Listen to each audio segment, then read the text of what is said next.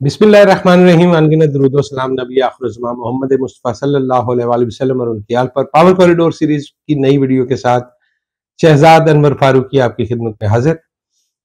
और आज हम बात करेंगे पाकिस्तान की मजमूई सूरत हाल के हवाले से। क्योंकि बात करने को बहुत सारे मौज़ूआत हैं ख़वातीन व हज़रात, जिसमें IMF के हवाले से ताज़ा तरीन खबर है, कुछ बात उस पर करेंगे।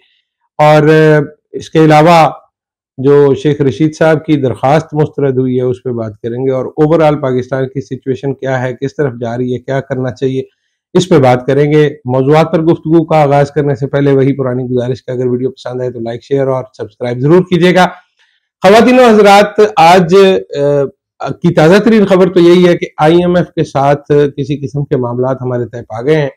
और ये बड़ी ऑब्वियस सी बात थी, चूंकि जाहिर है कि जब हम IMF की शराइत पर अमल करेंगे और उनकी बातों को मानने पर आमादगी का इजहार करेंगे तो उसके बाद IMF यकीनन हमें वो लोन दे देगा जिस किस्त के लिए हम इतना तरद्दुद कर रहे हैं। गो कि उसके कुछ फायदे भी हो रहे हैं कि पिछले एक हफ्ते में तकरीबन 8 रुपए के करीब जो है वो डॉलर नीचे आया है, और इस वक्त 274 रुपए के लगभग आपको ओपन मार्केट में मिल रहा है, जबकि इंट्रा बैंक जो है वो इससे कम है। ख़वातीन व हज़रात, IMF के साथ होने वाले इस मुआहदे के मुज़मरात तो थोड़े दिनों बाद ही हमें पता चलेंगे, जब मुझे और आपको ये मुज़ाकरात कितने में पड़े और किस तरह से हमने ये डॉलर्स हासिल किए हैं। पेट्रोल कितना महंगा होगा, क्योंकि 50 रुपए लेवी मुकर्रर करने की एक तजवीज़ आई है IMF की तरफ से, और अभी तक उस पर नेगोशिएशन जारी हैं। चूँकि लेवी जो मैक्सिमम लिमिट है वो हम लगा चुके हैं। अब अगर पेट्रोल को महंगा करना है तो उसके लिए हमें 18% GST जो है वो लगाना पड़ेगा, जनरल सेल्स टैक्स, और उसकी मद में कुछ पैसे इजाफी आएंगे। लेवी को किस तरह बढ़ाया जा सकता है? लेवी को बढ़ाने के लिए आपको कानून साजी करनी पड़ेगी, चूंकि उसकी इजाजत आपको एक खालिस्तान नोटिफिकेशन के जरिए नहीं मिल सकती, उसके लिए आपको इससे सिवा करना पड़ेगा। इसके अलावा जब आप GST बढ़ाएंगे डीजल और फर्नेस ऑयल पे, तो इसका मतलब ये है कि फिर बिजली भी महंगी होगी, और अगर बिजली महंगी होगी तो गैस की कीमतें भी ऊपर चली जाएंगी। और इन सारी चीज़ों से चूंकि रोज़मर्रा की जो चीज़ें हैं वो भी जुड़ी हुई हैं, तो सारी चीज़ें महंगी हो जाएंगी। ट्रांसपोर्टेशन सबसे पहले जब महंगा होता है तो जो अशियाए रस्द हैं उन पे बराह रास्त उसका असर पड़ता है। इस वक्त ज़्यादा मायूस कुन बात करने का कोई फ़ायदा नहीं है, क्योंकि इससे ज़्यादा मायूसी क्या हो सकती है कि जिन हालात में हम मौजूद हैं। लेकिन अच्छी खबर ये है जी कि कुछ डॉलर आपको मिल जाएंगे, जिससे आप अपनी इकानमी को सुधारने का एक कम अज़ कम मौका और मिल जाएगा आपको। लेकिन अगर हमारे अल्ले तल्ले यूं ही चलते रहे, और अगर हमने अपनी काबीना का साइज़ और पेट्रोल जो है वो अरकान असम्बली और उनके टिकट और उनका जो अलाउंस है वो इसी तरह से हम चलाते रहे, तो पैसे जितने भी बाहर से आएंगे जो भीख मांग के हम इकट्ठे करते हैं, उससे कोई फ़ायदा ख़ास होने वाला नहीं है, क्योंकि वो पैसे बिलाखिर ख़त्म हो जाते हैं। और पैसे जो हैं वो आम तौर पे वहाँ पे लगते हैं जहाँ पे हमें उसका कोई ज़्यादा फ़ायदा नहीं होता। इसी हवाले से गालिबन IMF ने जो शर्त आयद की थी कि ग्रेड 17 और उससे ऊपर के जितने अफसरान हैं उनके जो असासे हैं वो उनके ऊपर पाबंदी होगी कि वो जाहिर करेंगे। इसका मतलब ये है कि एक तरह से IMF ये समझता है कि हम लोग करप्ट हैं, और एक करप्ट मुआशरे में जो पैसे आते हैं वो उन जगहों पे नहीं लगते जहाँ पे लगने चाहिए।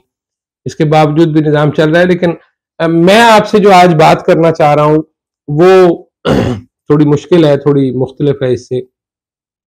अभी शेख रशीद के मामले पे भी बात करनी है। शेख रशीद साहब की जो डिस्ट्रिक्ट एंड सेशन जज के पास जो दरख्वास्त जमानत लगी थी वो मुस्तरद हो गई, और उनको दरख्वास्त जमानत अलाउ नहीं की गई, तो इसका मतलब ये है कि वो अभी जुडिशल पे ही रहेंगे। वो कि उनका जिस्मानी रिमांड खत्म हो गया और फर्दर नहीं दिया गया, लेकिन वो अभी जेल के मेहमान रहेंगे। और वो जो शेख साहब शुरू मारूफ कहते हैं ना जी कि जेल मेरा ससुराल है और हथकड़ियाँ मेरा जेवर है और वगैरह वगैरह, अब उसकी कीमत देने का वक्त है।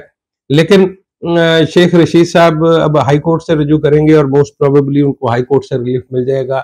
ऐसे केसेस में हाई कोर्ट से रिलीफ मिल जाता है, लेकिन इनकी दफ़ा ज़रा प्रोसेस का पहिया और वक्त का पहिया ज़रा स्लो स्पीड से चल रहा है। उसकी वजूहत जो है वो बड़ी ऑब्वियस सी हैं कि किस तरह से वो खुद को गेट नंबर 4 का चौकीदार समझते थे या कहते थे या नहीं कहते थे, वो बहरहाल کلیم کرتے تھے کہ ان کے بڑی اسٹرانگ ٹائز ہیں، وہ ان ٹائز کی حقیقت جو ہے وہ کھل گئی ہے، اور غالباً ان کو دوسری طرف سے اون اس طرح سے نہیں کیا گیا، اس لیے ان کے اوپر ذرا مشکل وقت ہے۔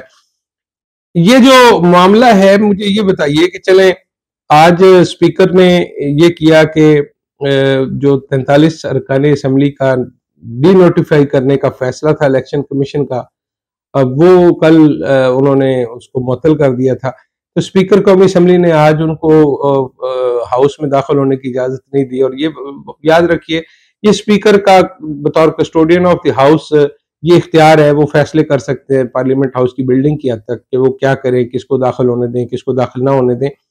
تو یہ اختیار ہم ایسی جگہوں پر استعمال کرتے ہیں جہاں پہ ہمیں کوئی فائدہ ہو یا ہماری پالیٹکس کو کوئی فائدہ ہو۔ تو انہوں نے کہا جی کہ ابھی تو ایک تو فیصلہ موصول نہیں ہوا لاہور ہائی کورٹ کا، اور موصول ہوگا تو پھر اس کے بعد اس پہ لیگل اوپینین لیں گے، پھر لیگل اوپینین کے بعد جو ہے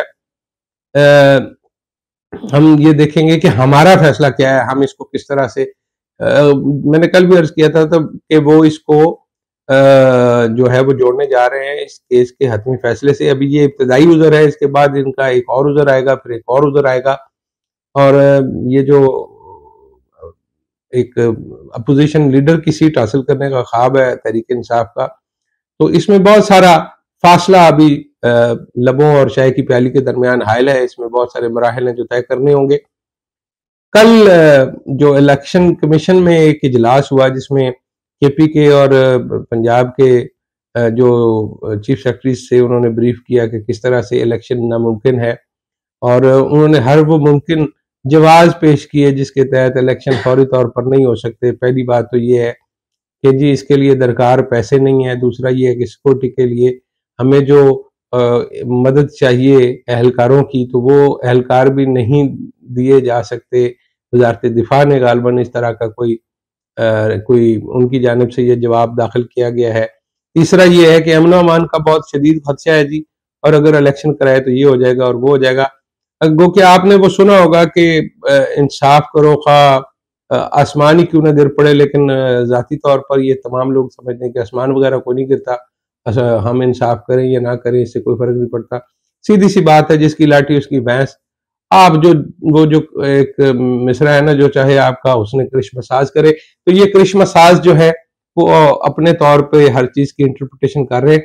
پاکستان ایک جگہ پہ رکا ہوا ہے، لوگ اور ان کے مسائل بڑھتے چلے جا رہے ہیں آبادی کے لوڈ کے حوالے سے، لیکن ان کا کوئی حل اتنے سال گزرنے کے بعد بھی بہت سارے لوگ پتہ نہیں اس بات سے اتفاق کریں گے کہ نہیں کریں گے، لیکن میری ایج گروپ کے لوگ ضروراً اس بات سے واقف ہوں گے کہ جب ہم بچپن میں پڑھا کرتے تھے تو ہمیں بتایا گیا تھا کہ جی پاکستان ایک مشکل وقت سے گزر رہا ہے، ایک نازک دور ہے اور ایک نازک موڑ پہ کھڑا ہے اور وغیرہ وغیرہ۔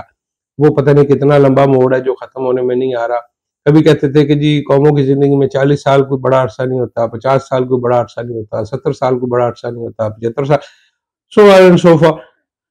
آپ چین کی طرف دیکھ لیجئے، اسرائیل کی طرف دیکھ لیجئے، انہوں نے یہ عذر نہیں بنایا کہ قوموں کی زندگی میں کتنا عرصہ کافی ہوتا ہے یا نہیں کافی ہوتا ہے، انہوں نے جو کرنا ہوتا ہے وہ کار گزرتے ہیں۔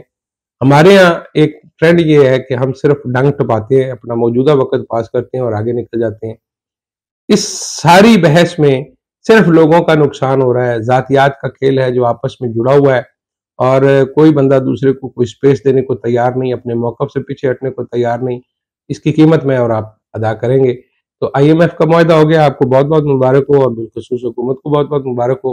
اور میں اور آپ تیاری کرتے ہیں کہ یہ جو نئے ٹیکس لگیں گے، جو نئی مہنگائی کا ایک لہر آئے گی، اس سے کیسے نبرداز ہونا ہے اور اپنے بچوں کی روزی روٹی کس طرح سے پوری کرنی ہے۔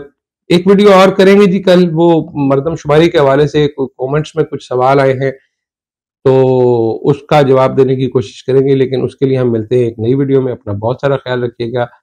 اللہ نگہبان۔